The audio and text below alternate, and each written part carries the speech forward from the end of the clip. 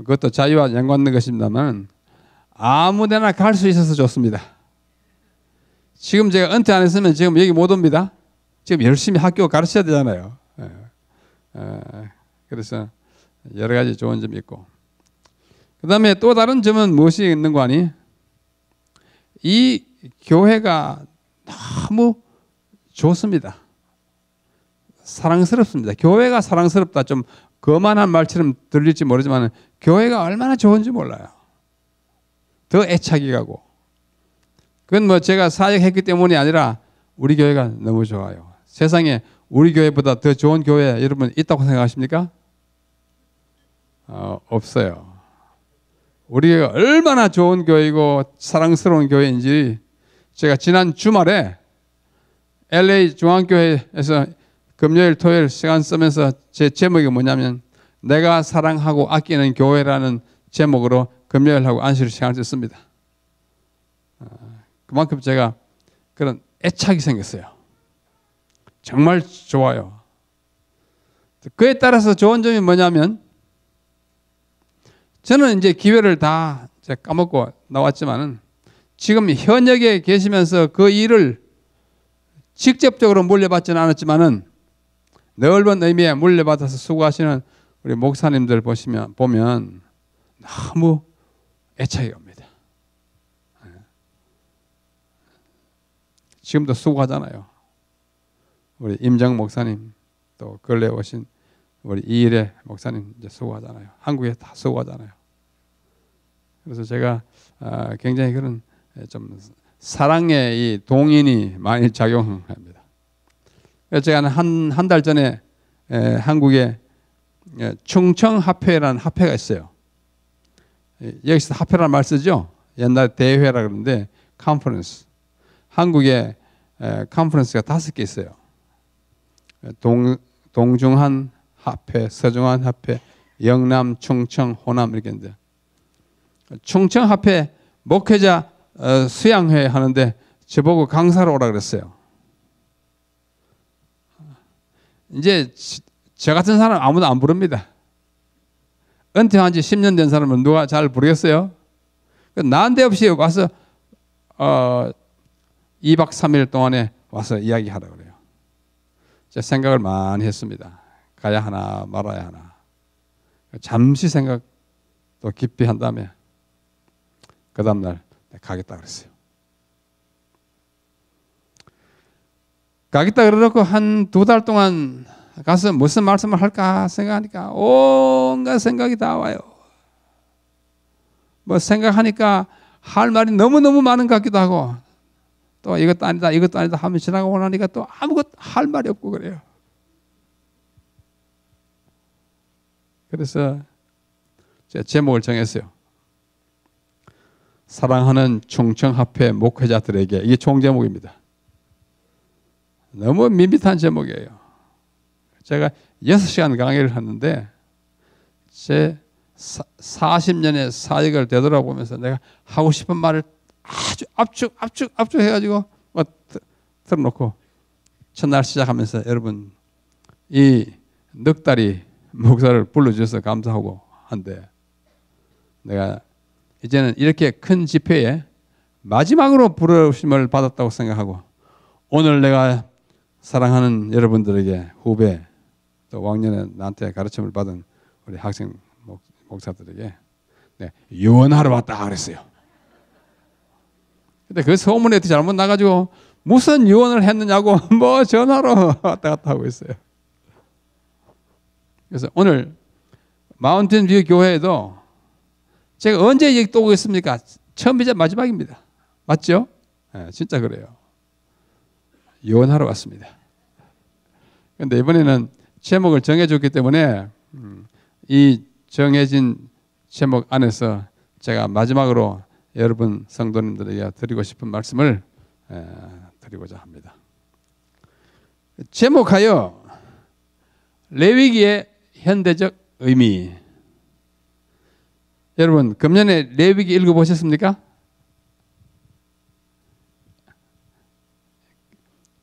창세기 재미있고 출애굽기 그것도 재밌고 레위기에서 통독에 주저앉는 사람 한 50% 됩니다. 뭐예요? 읽으면 한 노다지 잡고 뭐 복잡해. 뭔지 모르겠다. 어떤 사람 피비린내 난다 그래요. 하도 양을 잡으니까. 그런데 놀라지 마십시오. 유대인들이 아이를 낳아서 키우면서 맨 먼저 가르치는 성경책 뭔지 아세요? 레위기예요. 레위기예요. 왜? 이 레위기 안 배우면 유대인은 유대인이 아니에요. 어림짐작으로도 그렇겠죠. 유대인들이 레위기 모르면 유대인 아니에요.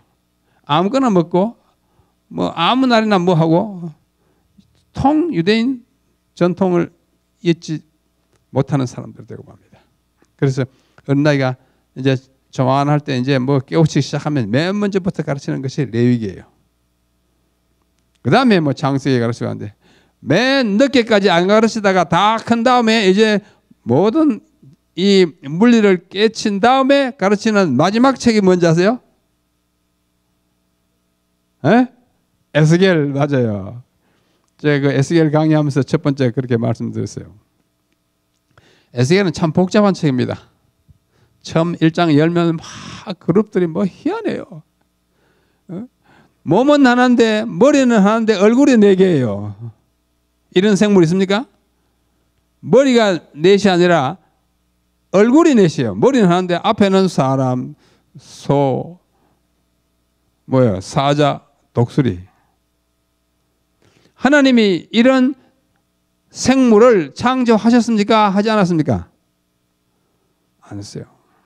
이거는 생물이 아니라 뭐예요? 괴물이에요. 머리는 하는데 얼굴이 4개, 이게 괴물 아니에요?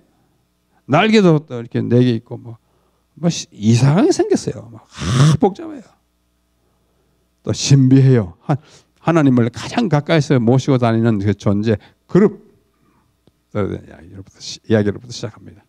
그래서 그건 아주 복잡하기 때문에 맨 늦게 배우는데 우리 재림교인들은 유대인 아니지만은 레위기에서 배워야 할 그 현대적 교훈 의미가 아주 많습니다.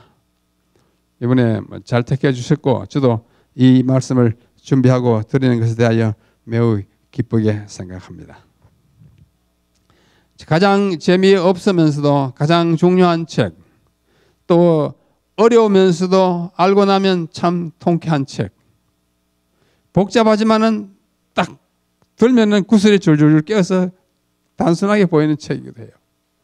우리 함께 공부해 보도록 하겠습니다.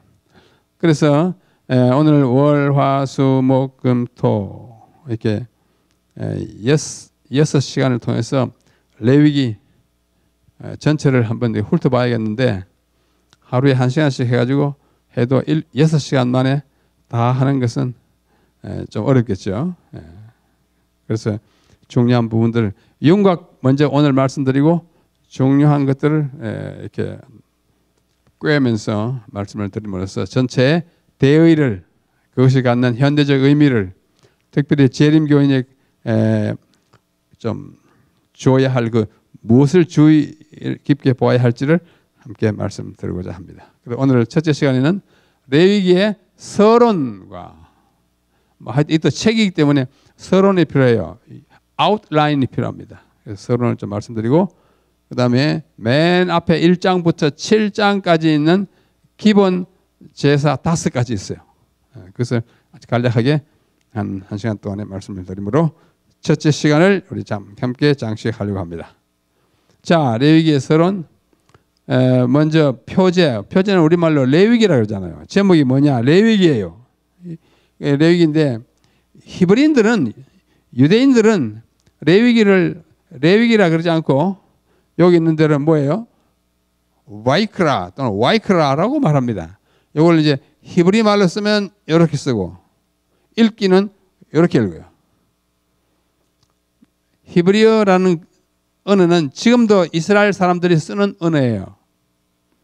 한동안 안 썼어요. 못 썼어요. 유대인들이 다 흩어졌기 때문에. 자기 언어를 집에서 썼지만도 공용어로 사용하지 않다가 1948년 이 이스라엘이라는 나라가 새롭게 재건되었을 때에 자기들의 공용 언어를 고대의 구약 언어인 히브리어를 다시 부활시켜서 가정에서만 쓰던 언어를 공용어로 택하여 집중적으로 교육시켜서 오늘은 이스라엘 나라 사람들이 모두 히브리어를 쓰는데 그 히브리어는 구약의 히브리어와 똑같은 히브리어인데 단지 새로운 단어만 추가로 만들었어요. 구약에는 텔레비전 없잖아요. 그죠? 구약에는 뭐예요? 셀폰 없잖아요. 그런 단어를 막 만들어서 가지고 윤곽은 옛날에 히브리와 똑같습니다. 그래서 그 히브리 말로는 히브리 글자는 여기서 왼쪽에서 오른쪽에서 왼쪽으로 읽어요. 우리는 이렇게 읽지 않습니까? 여기에 바이크라 이렇게 읽어요. 바이크라는 말 뜻이 뭐냐면 와 하는 것은 와라는 말은 그리고라는 거예요. And 영어로 하면 and 이크라라는 것은 he called. 그리고 그는 불렀다. 왜냐하면 레위기라고 하는 책이 저 단어로 시작해요. 창세기, 출애굽기, 레위기, 민수기, 신명기 이 5책은 그 책의 첫 단어로서 그 책 이름으로 삼았어요. 그러면 창세기는 뭐라 그럴까요? 첫 단어. 예? 태초에. 창세기를 태초에라 그래요. 히브리어로 하면 브레이시트라고 합니다. 그럼 출애굽기는 뭐라 그럴까요? 출애굽기 1장 1절에 보면은 야곱과 함께 애굽에 내려간 사람들의 이름은 이러하니라. 이름은 이러하니라. 이 말이 서두에 나와요. 그래서 출애굽기를 그들은 이름은 이러하니라 이렇게 부릅니다. 웰레시모트 히브리 말로 그렇게. 그다음에 레위기는 그리고 그는 불렀다. 뭘 불렀어요? 하나님께서 모세를 성소에서 불렀다. And he called Moses from the sanctuary. 영어로 이렇게 나가요. 그래서 첫 단어가 and he called Moses. 여기 미국 오니까 참 편리하고 좋네. 영어 해도 괜찮고. 그죠? And he called Moses from the sanctuary. 출애굽기에는 sanctuary에서 모세를 부르지 않고 어디서요? mountain. 시내산이라고 하는 시내산 위에서 모세를 불렀지만 이제는 성소를 다 건축해놓고 나서 레위기에 들어오면 이 and라는 말은 참 중요해요. 이것은 앞에 출애굽기를 연속해서 내려가는 내용이다 이거 말이에요. and. 그래서 and입니다. He called. 그가 불렀다. 그래서 와이크라 이렇게 표현합니다. 그래서 헬라 아시죠? 헬라는 성경을 기록한 언어는 세 언어예요. 이왕 우리가 좀 성경 공부하러 모였으니까 뭐 이런 것도 아는 것이 좀 편리한 때가 있을 겁니다. 무슨 언어로 기록됐습니까? 구약은 2개의 언어로 기록됐어요. 뭐예요? 히브리어, 아람어. 아람어는 아랍어하고는 다른 겁니다. 아랍어는 아라빅, 요즘 이상한 글자 있잖아요. 그 아람어는 히브리어와 형제 언어예요. 글자는 똑같은데 의미가 조금 달라요. 마치 스페니쉬하고 포르투기스가 똑같은 글자지만서 이제 비슷한 의미도 있고 다른 것도 있듯이 서로 형제 언어예요. 뭐 영어, 프랑스 마찬가지입니다. 그래서 헬라어는 신약으로 되어 있어요. 신약은 전부 헬라어로. 헬라어는 오늘날 말로 무슨 말이에요? 그리스어예요. 그리크. 왜 헬라어를 그리스를 왜 헬라어라고 합니까? 묻는 사람 많아요. 여러분 그런 의문 없습니까? 왜냐하면 그리스는 라틴 계통으로 내려오는 영어가 그리스이고 그리스 말 사람들이 자기를 뭐라 그러냐? 헬라라 그래요. 우리가 왜 코리안이냐? 코리안을 부르니까 코리안이잖아요. 옛날 뭐 코리아에서 나왔다 그러지만은 그러나 우리는 코리아를 그러지 않습니다. 한국. 그죠? 한국인데 영어로 하면 코리아 하듯이 자기들은 헬라인데 영어로 하면 그리스예요. 그 뜻을 이해하십시오. 제가 몽골에 한번 갔는데 몽골에 있는 우리 교인들하고 이제 한 열흘 동안 이제 수업을 하는데 한번 물어봤어요. 몽골 사람들은 한국 사람을 한국을 뭐라 그러냐 하니까 솔롱고스라고 그랬어요.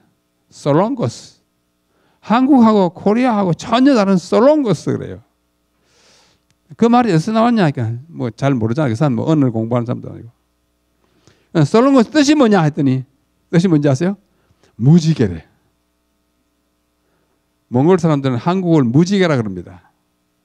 근데 여러 사람 물어봤는데 왜 그런지는 몰라. 하여튼 말은 달라도 같은 대상이에요. 헬라, 그리스 같은 게 돼요. 자, 이 헬라어가 신약을 기록한 책이지만 구약이 히브리어와 아람어로 기록됐지만은 그것을 헬라어로 번역할 필요가 생겼어요. 왜냐하면 여러분 알렉산더 아시잖아요. 알렉산더 대왕. BC 331년 온 천하를 통일시키고 한 대왕이에요. 그 대왕, 역사에 대왕이 몇 없습니다. 땅을 크게 차지했거나 뭐 큰 문명의 어떤 혁명을 일으켰거나. 한국 역사에는 대왕이 몇 명 있어요? 에? 둘밖에 없어요. 둘.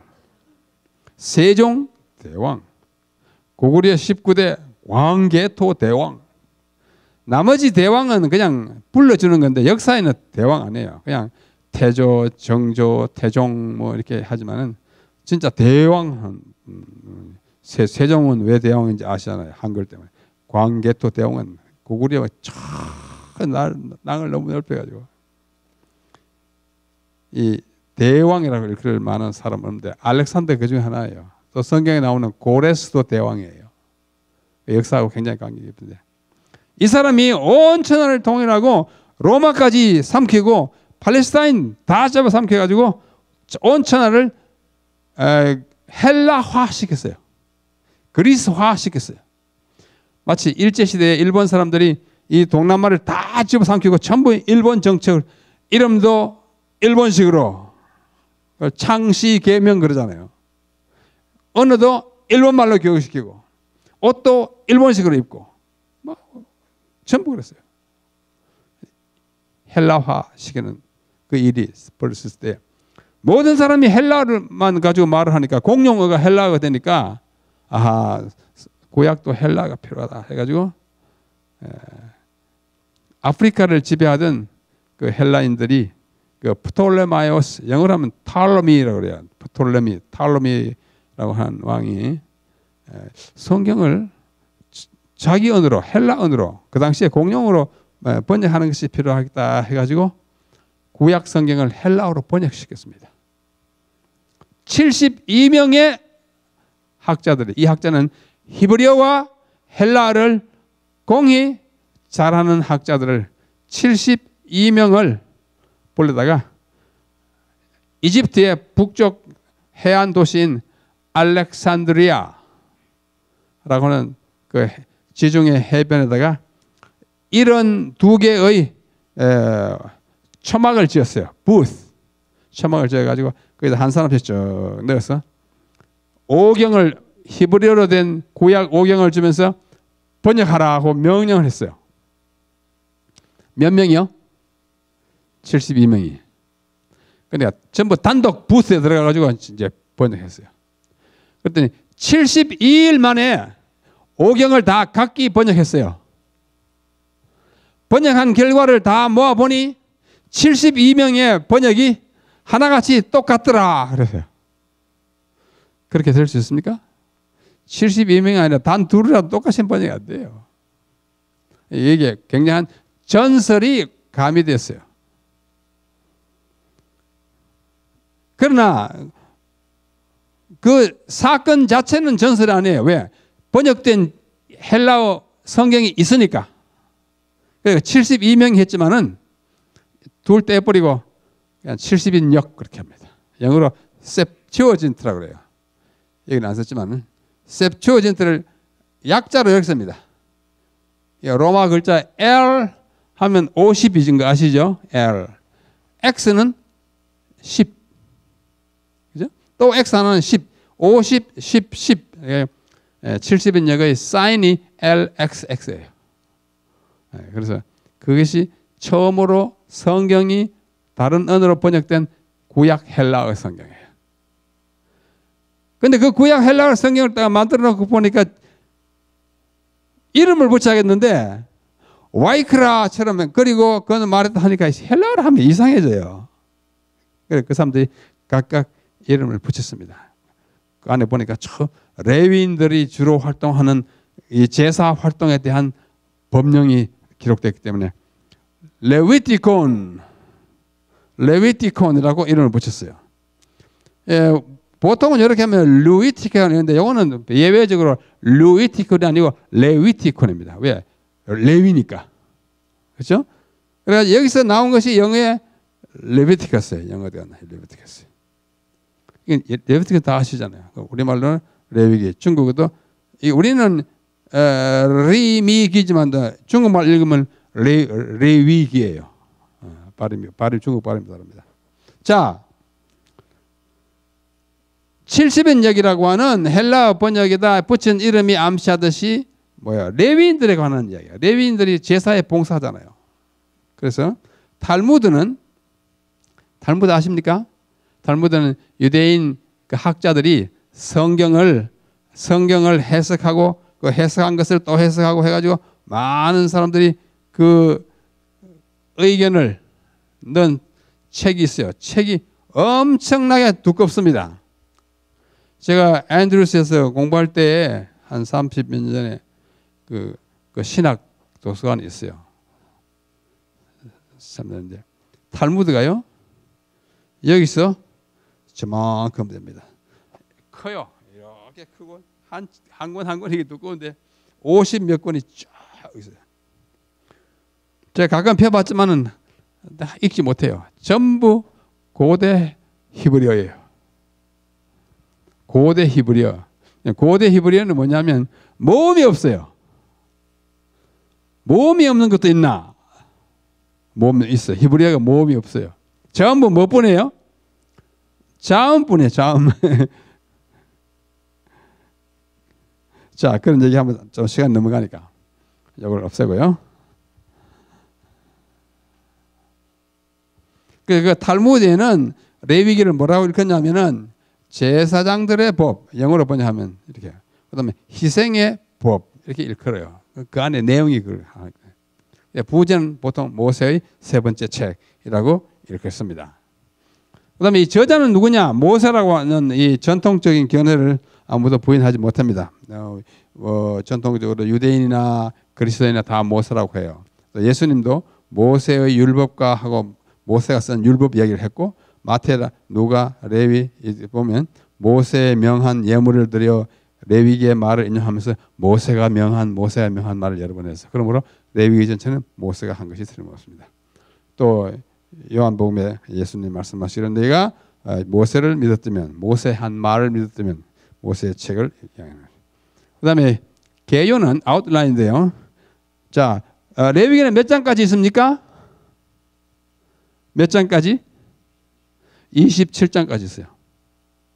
여러분 무슨 책에 몇 장까지 있는 것이 중요할까요? 안 할까요?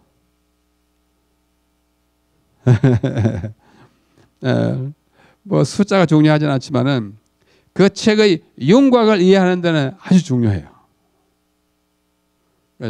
여러분 우리 아시라 교과 공부도 하고 집에서 읽기도 하잖아요. 요즘도 성경은 그 스터디 바이블 굉장히 많아요. 많은 설명이 있잖아요. 보면 꼭 아웃라인 나옵니다. 복잡한 아웃라인도 있고 이것처럼 아주 간단한 아웃라인도 있어요. 창세기는 몇 장이에요? 50장. 출애굽기 몇 장이에요? 40장. 어떻게 잘 알아요?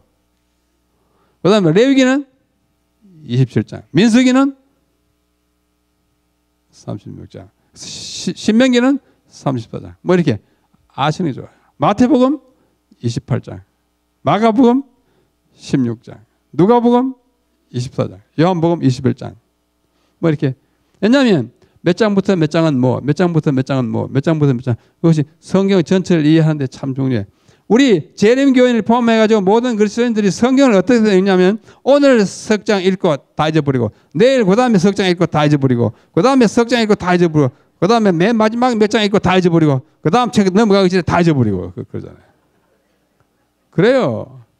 그래서 어떤 분은 성경 통독 방법으로 권장하기를 한 책을 in one sitting, 한 자리에서 다 읽어라.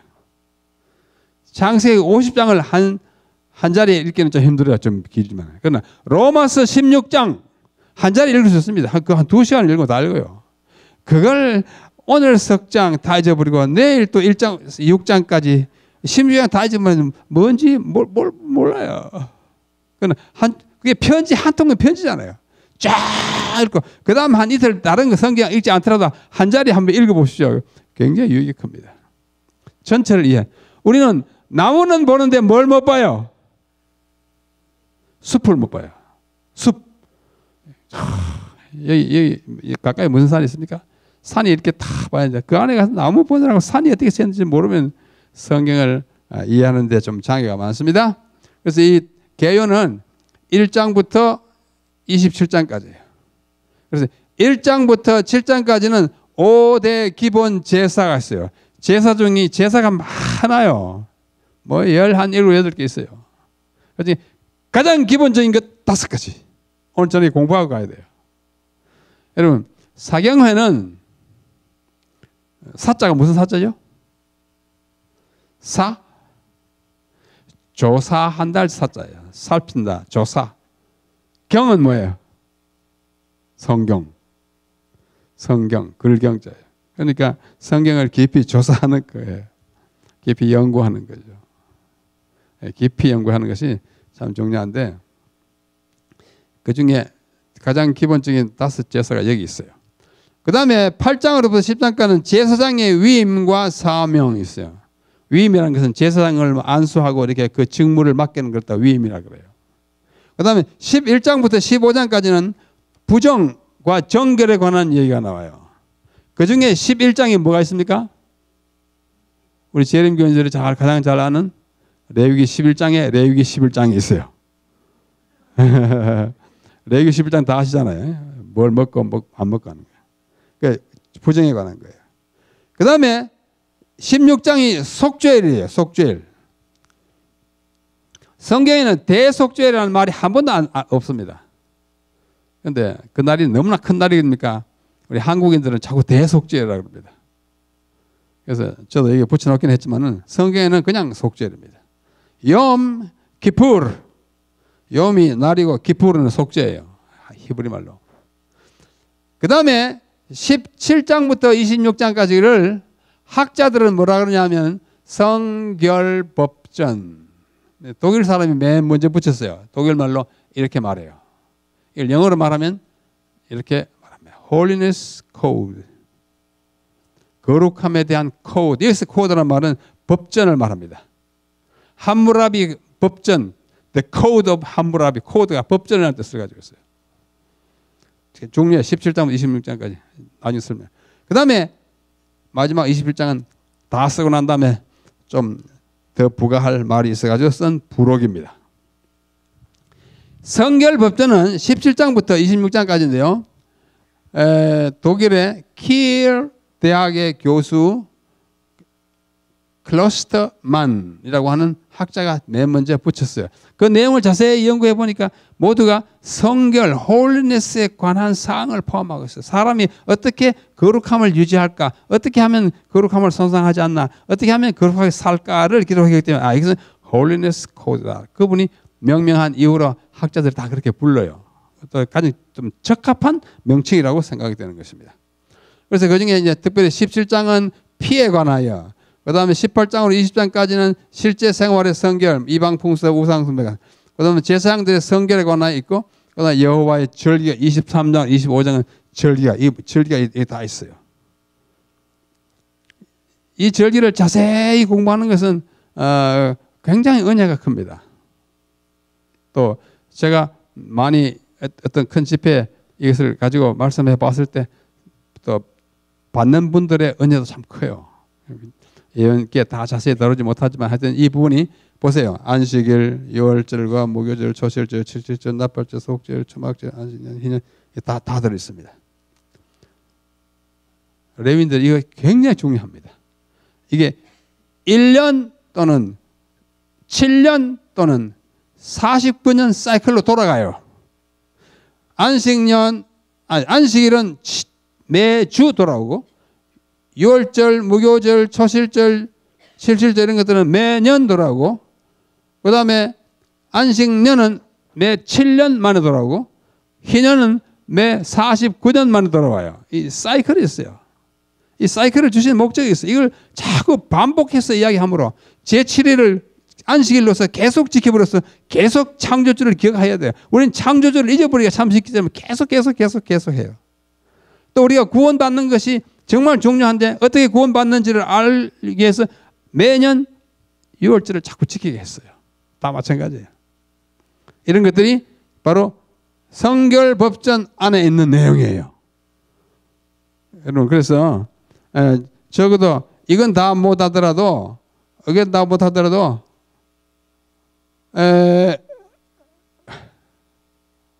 요 정도 알아두시면 좋겠어요. 1장부터 7장, 8장부터 10장, 11장부터 15장, 16장은 단독으로 속죄일, 17장부터 26장, 마지막 27장. 내용이다. 네, 그렇게 봐주시면 좋겠습니다.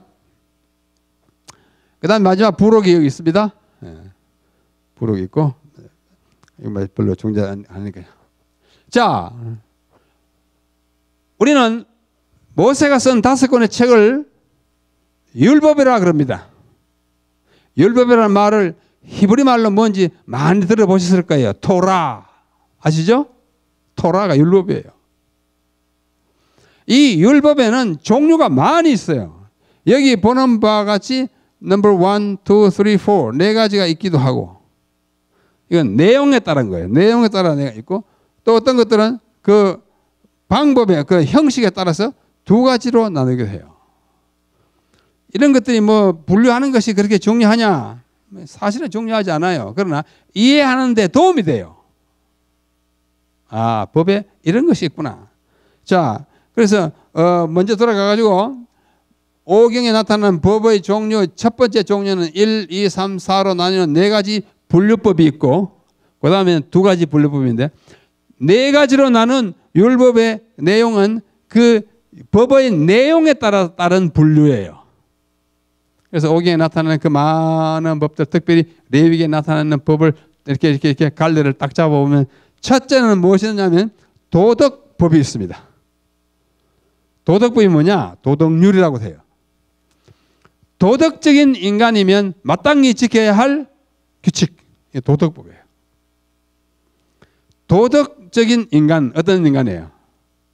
여러분, 도덕적인 인간입니까? 부도덕한 인간입니까? 도덕적인, 하나님의 백성은 다 도덕적인 인간이에요.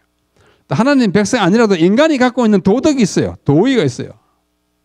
인간이면 마땅히 지켜야 할 법, 이것을 도덕법 또는 도덕율, 법률, moral law 이렇게 말합니다. 여기에 포함되는 것이 뭘까요? 10계명. 10계명은 인간이면 마땅히 지켜야 돼. 첫째 계명은 너는 나 외에 다른 신들을 너희에게 있게 하지 말라. 왜요? 하나님이 날 지었으니까. 하나님 우상 숭배하는데요. 하나님의 여호와 이름을 망령 때 그러면 안 돼. 왜? 하나님 이름을 우리 아버지 이름도 함부로 찍찍 부르지 않는데 하나님 이름을 부르면 안 되잖아요. 우리 안식을 지켜야 돼요. 왜? 천지를 창조한 기념일이니까. 부모를 공경하고 뭐 이렇게 그다음에 있는 거 다 지켜야 돼. 왜? 인간이 도덕적인 존재이기 때문에. 둘째는 ceremonial law 있어요. 예식법이 있어요. 성소 제도와 관련된 예식에 관한 법이에요. 내가 무슨 죄를 짓거든 이걸 바쳐라. 이따 공부합니다. 5대 기본 제사가 있어요. 그 다음에 유월절이 되거든 이렇게 하여라. 16장에 속죄일이 되거든 아침부터 저녁까지 이렇게 하여라. 법이 자세합니다. 그거 지키려고 아주 노력을 많이 했어요. 그럼 뭐하러 지켜야 되느냐? 그거 왜 지킬까요? 억지로 하나님이 우리를 까다롭게 막 괴롭히려고 했을까요? 아니잖아요. 그게 meaning, message 있어요. 이유 있습니다. 이유. 그 이유가 그러면 오늘날 우리에게 무슨 이유냐? 오늘날도 이유가 있어요. 그것이 현대적 의미입니다. 한글 공부하는 것이. 그래서 그 의식의 각종 예식에 관한 법이 여기 있고 셋째는 civil law 있어요. 한 국가의 백성으로서의 지켜야 할 법. 그걸 civil law라고 그래요. 예를 들면 모세가 이렇게 말합니다. 신명기에 보면 레위기도 있고 너희가 하나님이 허락하신 땅 가나안에 들어가거든 이와 같이 행정체제를 정하고 왕은 이와 같이 백성을 다스리고 재판관은 이렇게 재판하라 이런 있어요. 많지 않지만 나옵니다. 그래가지고 civil law 이렇게 말합니다. 국가 형태와 국민으로서의 의미에 관한 사항 civil law예요. 그 다음에 네 번째는 health law. 어떤 사람은 hygienic law 위생법이라고 하는데 건강에 관한 법이에요. 하나님 우리를 건강하게 좀 살도록 하기 위해서 여러 가지 조치를 취해놨어요. 그게 이제 소위 식사법입니다. 주로 어디 있어요? 레위기 11장, 신명기 14장 내용이 거의 같아요. 네 가지입니다. 자, 첫째 뭐예요? 도덕법. 둘째 뭐예요? 예식법. 한자가 너무 어렵습니까? 그럼 영어로 합시다. 1번은 뭐예요? moral law. 2번은 ceremonial law. 3번은 civil law. 4번은 health law. 이렇게 아시면 좋아요. 이렇게 알아야 우리가 건강법에 대해서 공부할 때 그 이유를 확실하게 해야 돼요. 그러나 그 중에서 도덕법과 건강법은 아직도 유효합니다. 그 유효한 그 정말 확고한 이유를 내일 아니면 모레 자세히 말씀드리겠습니다. 너희는 여호와의 책을 어떻게 읽어보라? 자세히 읽어보라. 자세히 읽어야 돼요. 이사야 24장 16절에 보면 너희는 여호와의 책을 자세히 읽어. 미가서 1장 2절에 보면 너희는 하나님의 말씀을 자세히 들으라. 예수님이 제자들에게 그 말씀을 자세히 풀어줬어요. 사경에는 자세히 읽고 자세히 듣고 자세히 풀어주는 기간이에요. 그죠? 그냥 건성으로 안다 지나가 버리면 뭐 의미도 없고 그냥 남는 거 하나도 없어요. 자, 왜 도덕법이 아직도 유효하냐? 인간은 아직도 도덕적인 존재이기 때문에요. 그렇잖아요? 옛날 사람은 부모를 공경해야 되고 지금은 부모 공경하지 않아도 됩니까? 아니잖아요. 인간이면 다. 옛날에는 살인하지 말라 했는데 지금은 살인해도 됩니까? 옛날에 안식일 지키라 했는데 지금 안 지켜도 됩니까? 똑같은 거예요. 똑같이 모럴로예요. 안식일 법은 모럴로예요. 뭐로서? 피조물로서. 또 자녀로서. 남자와 여자로서. 또는 내가 소유 내 이웃 도적질 하지 말라. 그때는 도적질 하면 안 되고 지금은 도적질 해도 됩니까?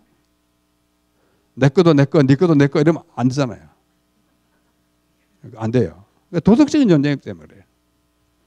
그 다음에 예식법 있어요. 예식법과 국민법은 지금 효력이 없어졌어요. 왜? 예식은 제사 제도가 끝났기 때문에 no more. 그 다음에 국민법은 우리가 그때 그 국민이 아니기 때문에요. 그때는 왕정이고 지금은 민주체제잖아요. 미국에 뭐 얼마나 좋은 민주체제잖아요. 그때 왕이 뭐 아니에요. 그때 당시에 그 국가적인 체제를 유지하는 법은 지금은 그 국가가 아니니까 안 해도 그 민족이 아니니까 안 해도 돼요. 예식법도 마찬가지예요. 그 다음에 또 다른 법이 종류가 있는데 하나는 정언법. 그래. 좀 어려운 말이에요. 영어로도 어려워요. apodictic law라고 그러는데요. 이건 뭐냐면 확정적으로 이거야 저거야 하는 정해진 말로 하는 법이에요. 정언법. apodictic law. 또 하나는 casuistic law라고 그래요. casuistic은 뭐냐면 해의법. 이것도 어려운 말이에요. 이거 여기 아니고는 나도 평생 한 번도 안 들어보던 말이에요.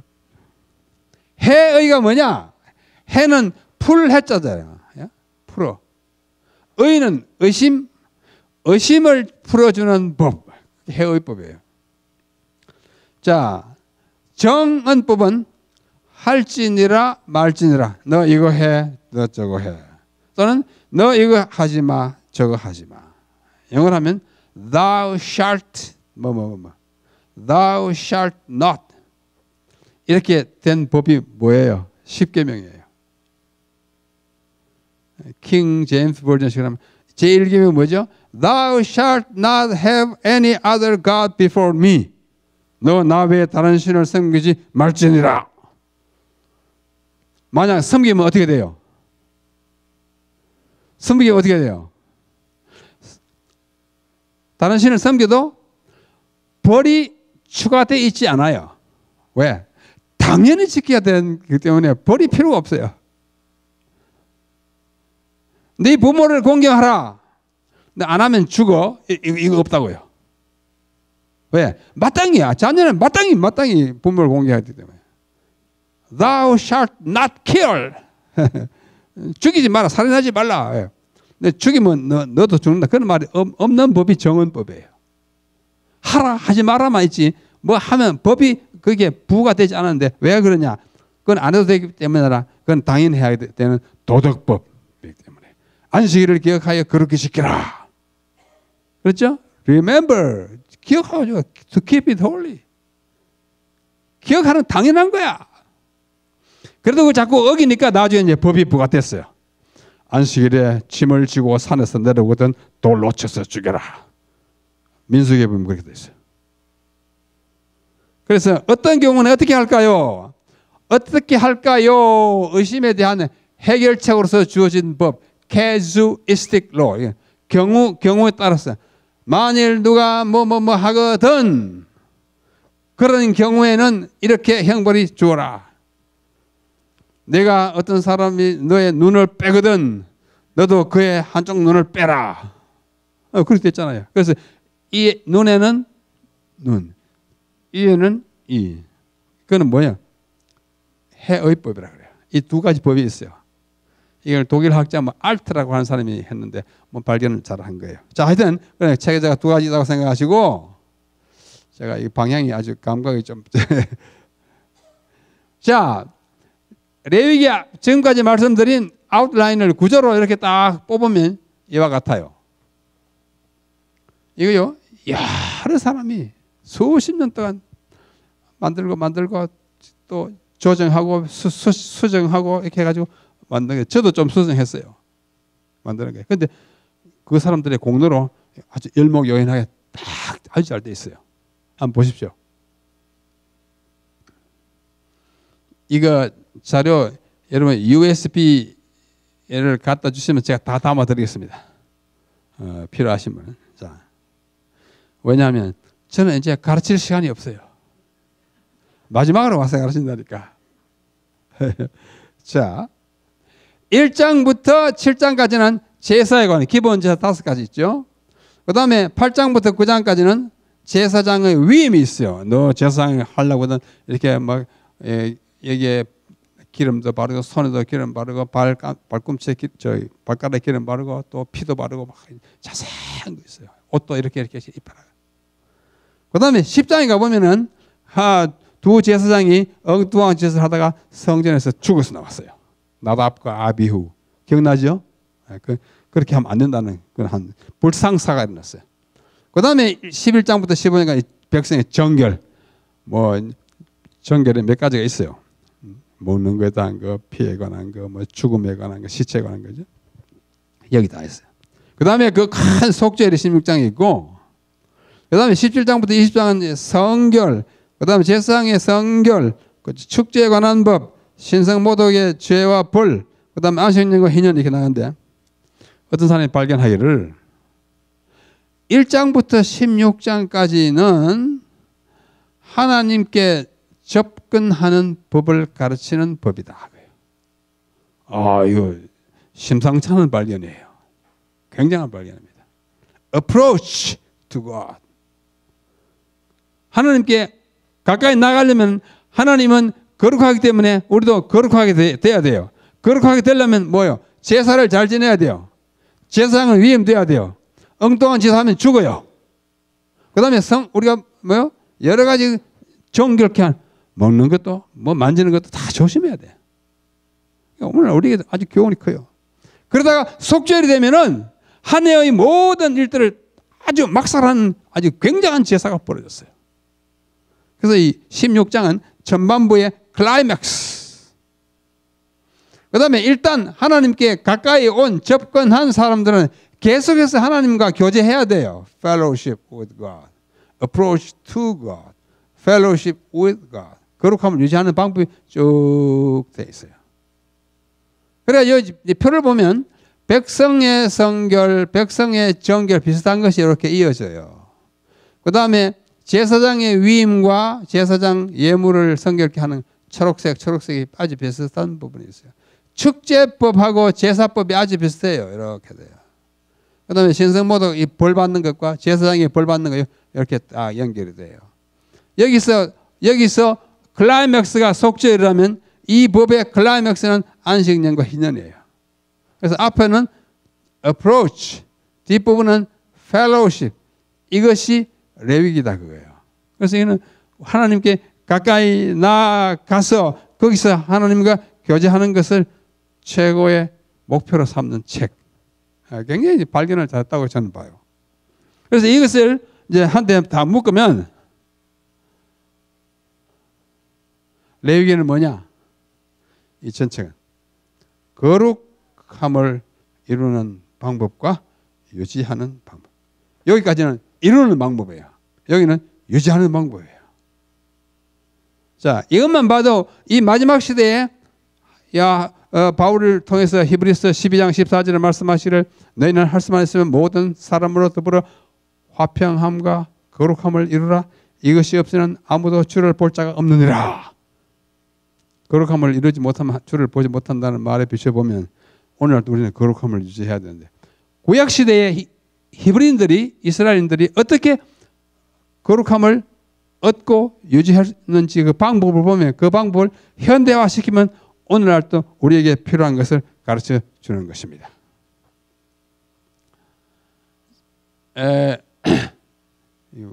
막 갑니다. 아직 익숙하지 못해 죄송합니다.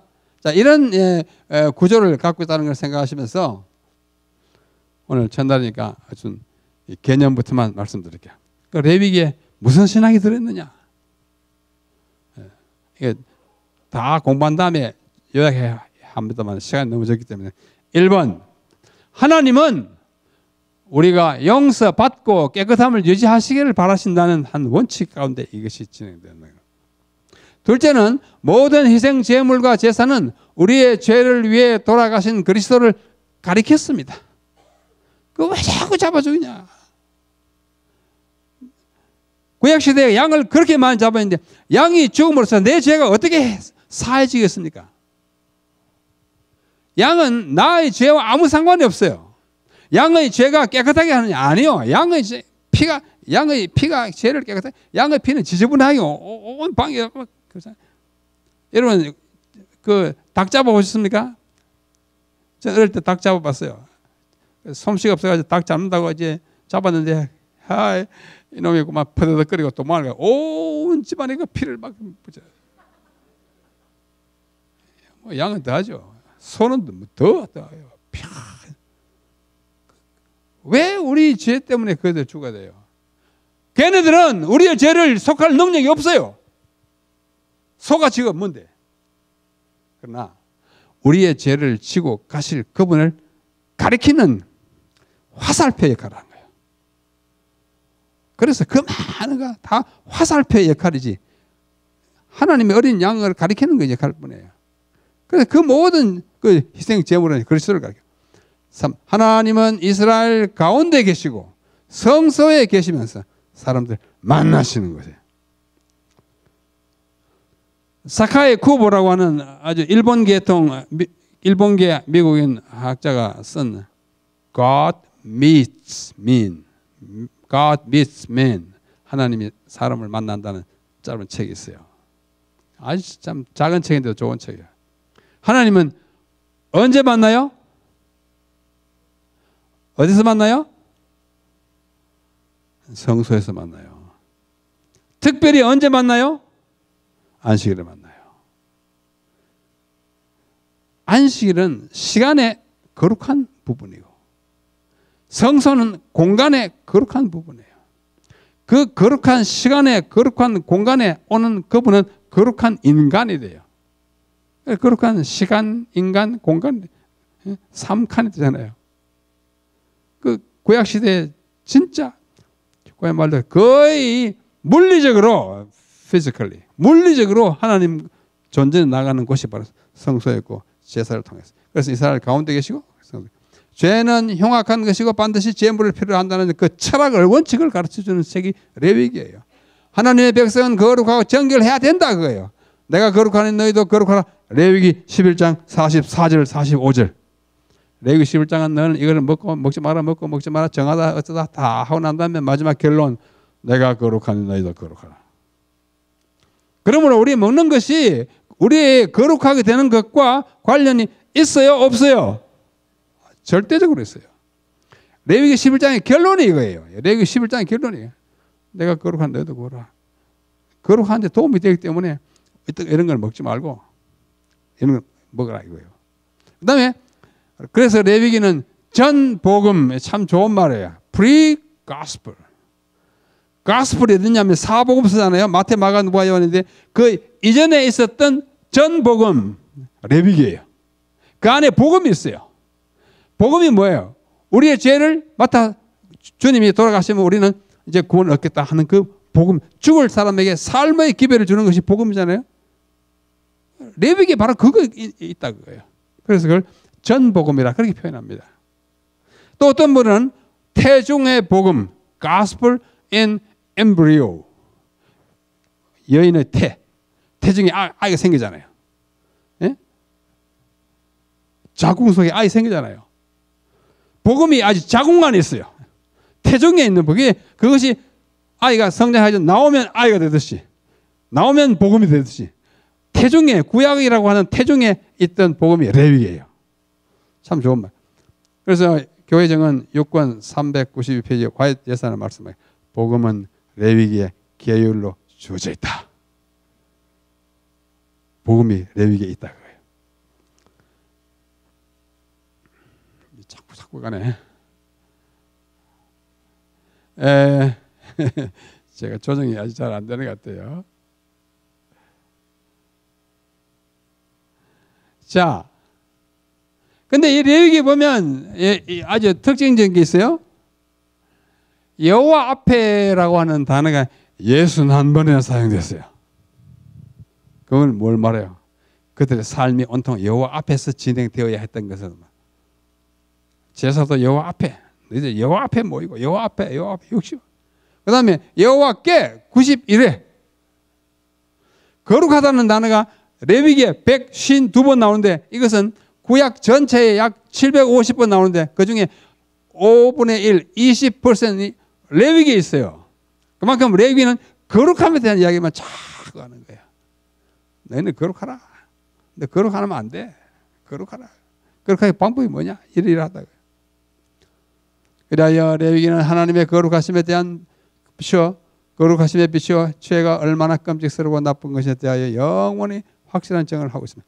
하나님의 사랑으로부터 솟아나는 풍성한 구원에 대하여 그리고 하나님과의 교제를 통하여 생애가 거룩해지는 가능성에 대하여 영원토록 증거하고 있는 책이 레위기입니다. 이게 많이 빨리 가죠. 자,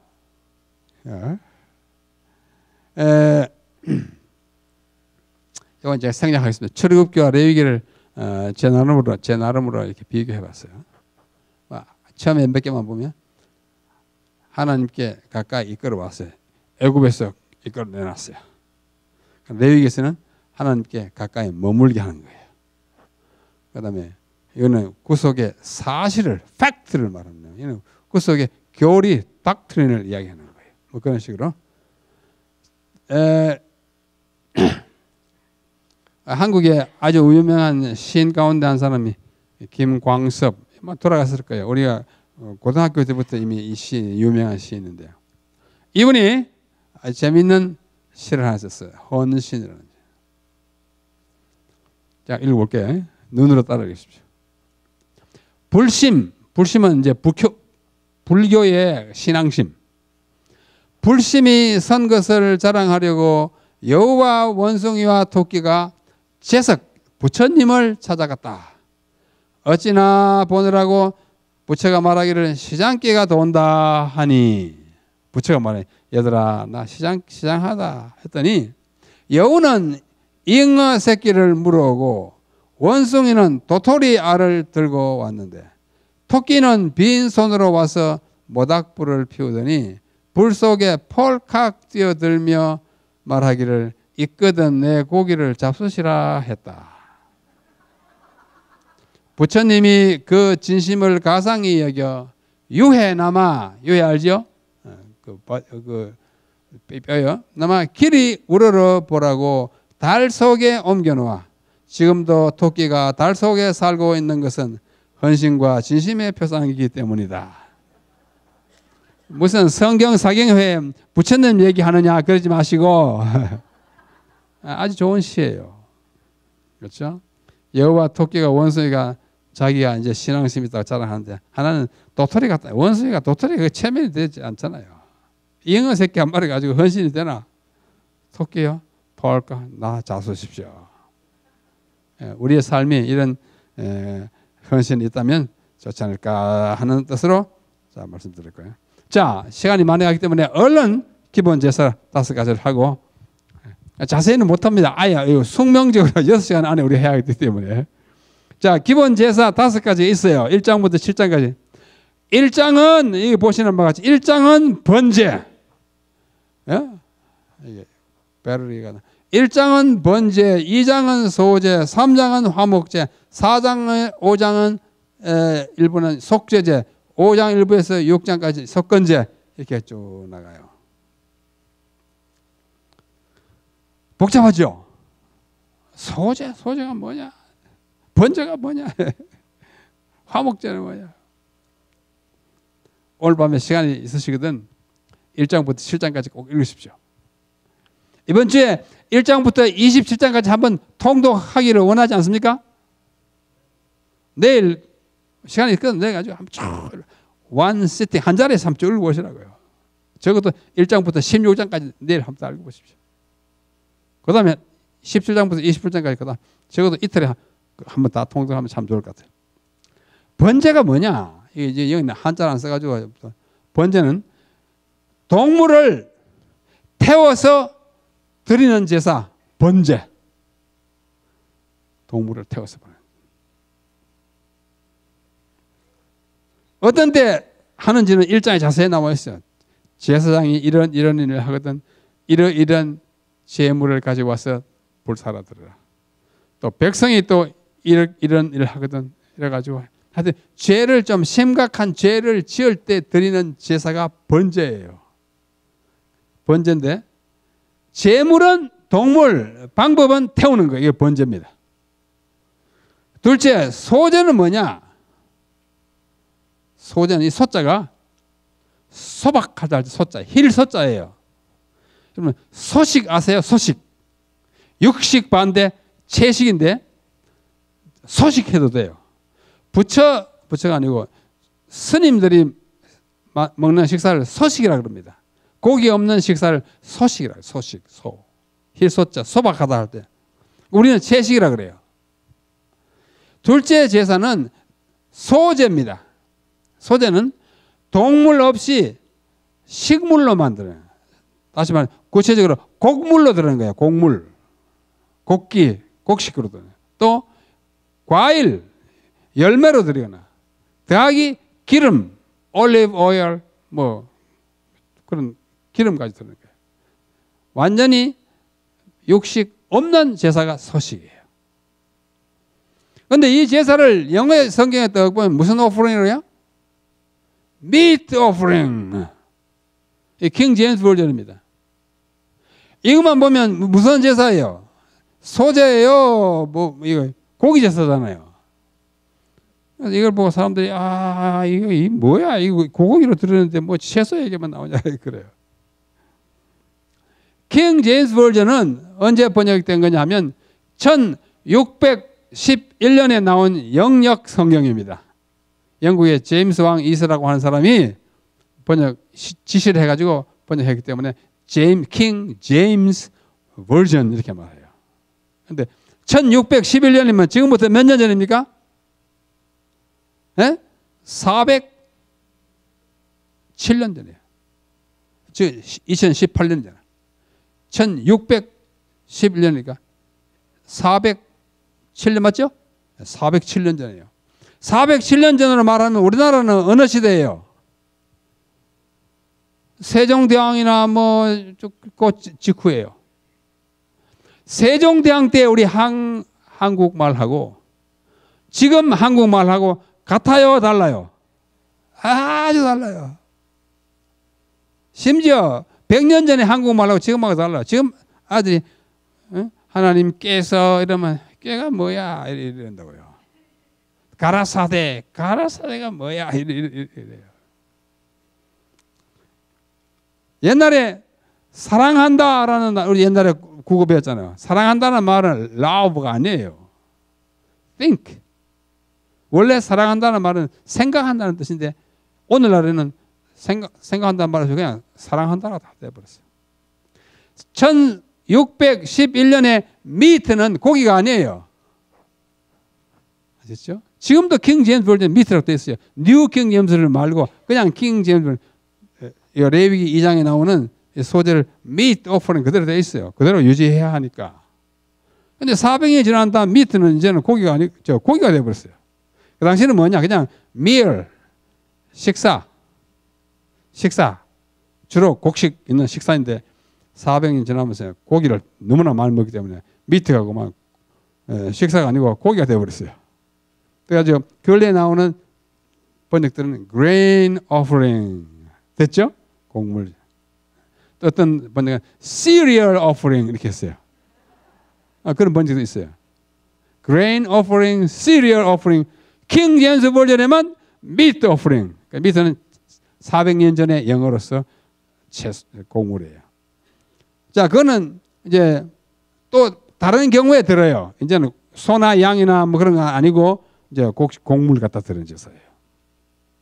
그 다음에 세 번째 3장에 보면은 화목제, 그야말로 peace offering입니다. 하나님과 나 사이에 감사할 조건이 생겨서 하나님께 평화의 마음으로 드리는 제사가 peace offering이에요. 참 좋은 제사예요. 우리의 감사 예물, 감사 헌금이 오늘날의 peace offering이에요. 감사 헌금 많이 드리죠? 언제 드려요? 생일 감사 뭐 하잖아요. 또 아이가 뭐 어떻게 병 앓다가 회복됐다. 그다음에 네 번째는 이 가장 심각한 제사예요. 속죄제예요. 영어로 sin offering 이렇게. 이건 아주 중죄를 지었을 때 이때 드리는 것입니다. 그다음에 속건제 좀 어려워요. 건이 뭐예요? 건이 아주 복잡한 글자인데 허물건이라고 해요. 우리가 성경에 보면 있어요. 또 우리가 기도할 때 그러잖아요. 죄와 허물로 죽었자 마땅한 우리를 예수 그리스도를 말미암아 구원해 주신 하나님의 죄와 허물 있잖아요. 그때 허물이에요. 이 허물은 죄보다는 좀 약해요. 좀 덜 심각한 죄예요. 그래서 속건제를 드릴 때는 그것을 보상을 반드시 하고 제사를 드려야 돼. 가령 내가 이웃집에 가서 쌀 5가마니를 훔쳤다. 이게 심각한 죄는지만은 갚을 수 있는 죄. 그때는 5분의 1을 플러스 해가지고 갖다 갚고 그 다음에 재물을 갖다가 바쳐야 돼요. 5분의 1이면 5가마니 훔쳤는데 5분의 1이면 몇 가마니요? 한 가마니 뜨다가 6가마니 갖다가 갚아주고 또 와서 제사 지내니까 죄를 지으면 손해가 많아요. 죄를 지으면 손해가 많아. 죄요 굉장히 비싼 거예요. 이 속죄제 같은 소를 갖다 잡으라 그랬어. 소 한 마리 잡으면 얼마예요? 한 $2,000 안 됩니까? 죄 하나 비싼 거예요. 여러분 죄 비싼 거니까 안 짓도록 우리 노력해야 돼요. 이렇게 이걸 5가지 제사라 그래요. 5가지. 근데 이 5가지 제사가 뭐냐? 제가 어떤 책을 구약에 관한 책을 한번 보니까 어떤 여자 학자가요. 이렇게 딱 써놨어요. 이거 그 학자에서 내가 따온 거예요. 제가 한 거 아니에요. 이 5가지는 예수님의 우리의 구주로서의 모습을 하나씩 하나씩 반영한 거다. 그렇게 했어요. 번제는 뭐냐? 예수님의 surrender, 복종, 절대 복종. 복종해서 제물로 죽었잖아요. 복종으로 해서 죽음을 떠난 거예요. 번제. 타면서 들어지잖아요. 예수님이 타는 괴로움을 가지고 간 거예요. 그러면 소제는 뭐냐? 곡물이니까, 타는 거 아니니까. 뭐예요? 서비스. 하나님이, 예수님이 우리를 위한 봉사. 그래서 물론 희생이 따랐지만 타가지고 막 지글지글 하는 건 없어요. 셋째, 화목제는 뭐냐? 예수님의 serenity, 평온함이에요. 어린 양이 털 깎는 자 앞에 있던 것처럼 그 입을 열지 아니한 예수님의 절대적인 복종의 기초가 되어 있는 평온함. 속죄제는 뭐냐? 예수님이 우리를 위해서 그야말로 예? substitute, 우리의 대신 죽음을 죽으신 분으로서의 예수님을 가리키는 제사다. 그랬어요. 그러면 속건제는 뭐냐? satisfaction, 우리가 지은 갖가지 허물을 충족시켜주는 분으로서의 예수님이에요. 그러니까 satisfaction이라는 말은 만족시킨다는 뜻인데, 이것이 신학 용어가 되면은 하나님이, 예수님이 우리를 위하여 우리가 저지른 모든 죄의 요구를 충족시켜주는 것으로서의 구속을 satisfaction이라고 말합니다. 그 여자 학자가 S 이렇게 맞추느라고 수고를 하시더라고. 참 잘했어요. 그래서 소개하는 거예요. 완전히 일치하지 혹시 않을지도 모르지만 생각은 참 아름다운 생각이라는 뜻에서 한번 봤습니다. 저는 왜 이렇게 서툴까요? 자, 그래서 그 의미와 상징을 다시 한번 정리하면 5대 기본제사 앞에 번제와 소제는 헌신을 말하고, 화목제는 감사를 말하고, 속죄와 속건제는 용서를 말한다고 할 수 있어요. 예. 이거는 뭐 제가 만든 거지만 이게 비슷하게 한 사람들이 많아요. 그 다음에 요 중에서 번제와 소제 중에서 번제는 완전한 죽음의 그리스도를 가리키는 제사이다. 맞겠죠? 타가지고 올라가는 제사니까. 소제는 뭐예요? 완전한 생명의, 여기는 죽음, 완전, 그분이 생명이 또는 완전한 생명보다 생애도 좋아요. 완전한 생애의 그리스도. 그분은 흠없는 그리스도 삶을 사셨어요. 그 다음에 화목제는 뭐냐? 아버지 하나님과 성도들과의 교제와 화목을 가리키는 제사다. 이렇게 말할 수 있어요. 그 다음에 여기 속죄제는 범죄에 대한, 죄는 과실보다는 더 큰 죄예요. 이렇게 할 수 있다고 생각이 들었습니다. 자, 마지막으로 이제 앞으로 이제 공부하는데요. 이스라엘 절기가 봄절기, 가을절기 나눠져 있었어요. 봄절기는 뭐냐면 6월절, 그다음에 무교절, 그다음에 초실절, 칠실절 이렇게 있어요. 가을절기는 나팔절, 속죄일, 초막절인데요. 여기 이제 달이에요. 유대력으로 달이에요. 유대력으로 제1월, 그런 니산월이라고 해요. 니산월 1일, 그 다음에 니산월 14일부터 이제 6월절 시작하고, 무교절은 그 다음 날부터 일주일 동안, 초실절은 16일, 그 다음에 칠실절은 제3월 시완월 5일이나 6일 되었어요. 가을은 나팔절, 속죄일 이렇게 되는데, 제7월 티슈리월, 차루, 열흘, 15일부터 이렇게 나네요. 이게 1년 동안 자꾸 아까 말한 사이클로 돌아가는데 뭐라 했느냐? 이것은 결과적으로 말하면 이렇습니다. 봄절기는 그리스도의 초림과 관련된 거예요. 확실합니다. 깊이 연구하면 할수록 확실해요. 6월절은 그리스도의 십자가 6월절 날 돌아가셨잖아요. 그죠? 여러분, 예수님이 여러분의 구제라는 사실을 어떻게 믿을 수 있고 받아들일 수 있습니까? 예수님이 어디냐면 한국에서 말하면 서울에서 예루살렘까지 5,500마일, 여기 캘리포니아에서 그까지 몇 마일인지 모르겠네. 그리고 해수로는 2,000년 전이에요. 약 2,000년 전에 5,500마일 away, 거기서 돌아가신 한 청년 예수, 그분이 21세기 오늘에 나한테 무슨 상관이 있어요? 아무 상관없어요. 믿을 수가 없어요. 그런데 믿지 않을 수가 없어요. 왜? 책을 보니까. 무슨 책? 성경이라는 책을 보니까 그분이 반드시 오게 돼 있어요. 아담부터 약속했잖아요. 여자의 후손이 너 머리를 삭하겠다. 노아에게 약속했어요. 아브라함에게 약속했어요. 너로 큰 민족을 삼고 너를 축복한 자 축복하고 너로 모든 민족이 너의 자손을 말미암아 복을 얻게 되리라. 그게 무슨 복이에요? 구원의 복. 누구예요? 아브라함 복이에요. 그래서 마태복음 1장 1절이 아브라함의 자손 나오는 이유가 아브라함의 언약이 그 이루어진 그 아들이 와서 구주이기 때문에 그래요. 이사야가 말하기를 보라 처녀가 잉태하여 아들을 낳을 것이요 그 이름은 임마누엘이라. 그가 메시아예요. 또 미가서 5장 2절에 말하기를 유대 땅 에브라다 베들레헴아 너는 유대를 고을 적에 조금 많았지만 너희 가운데서 이스라엘 다스리는 목자가 나오겠다. 치리자가 나오겠다.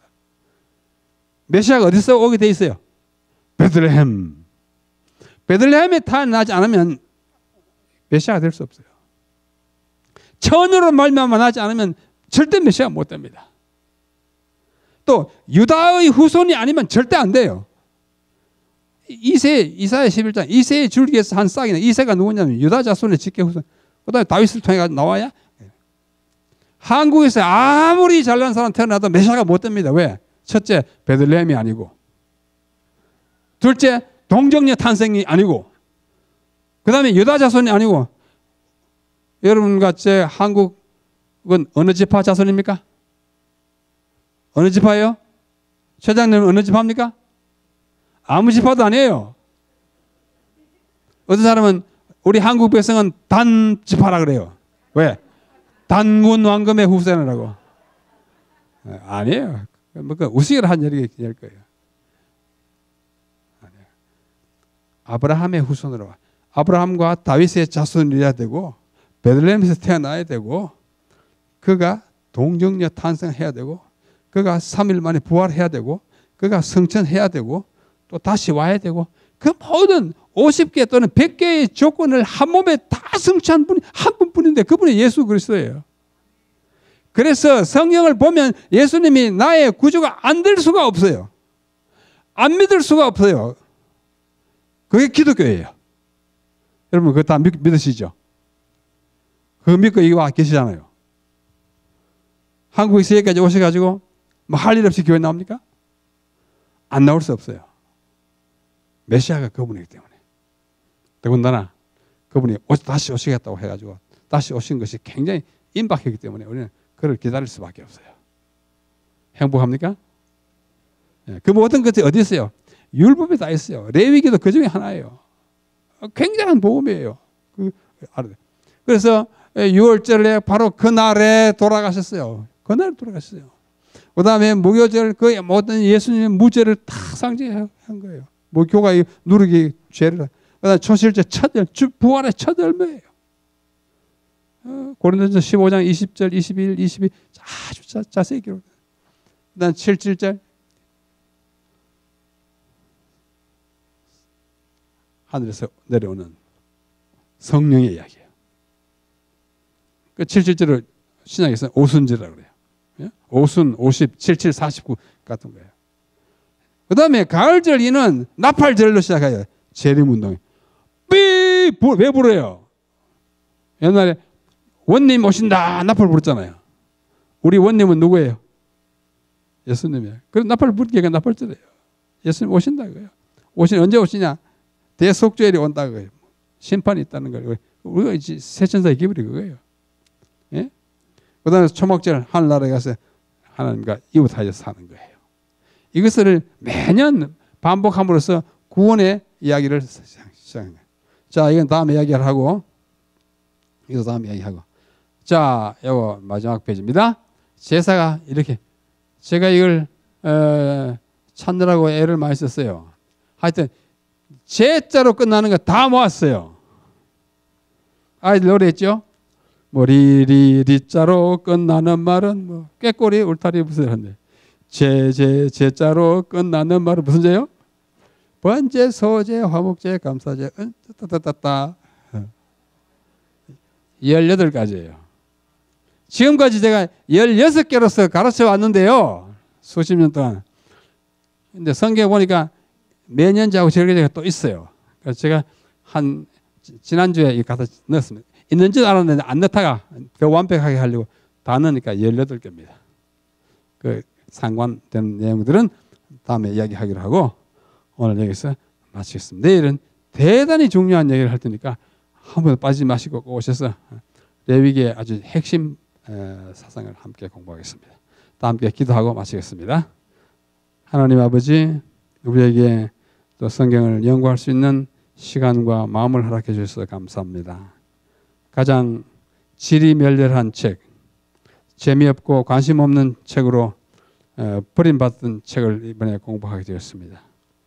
그것이 성경의 일부로 기록되었을진데 우리에게 필요한 양식과 기별과 은총이 있을 줄 믿었고 다시 공부하오니 이번 며칠 동안 레위기의 가장 중요한 부분을 좀 더 깊이 이해할 수 있도록 우리의 마음을 열어주시옵시고 또 읽음으로 유익을 얻게 하여 주시옵소서. 또 내일 저는 다시 만날 때까지 하루의 모든 일과를 주님이 지켜주시옵고 이 밤에 돌아가는 발걸음도 지켜주시옵기를 비우며 예수님의 이름으로 간절히 기도합니다. 아멘. 감사합니다.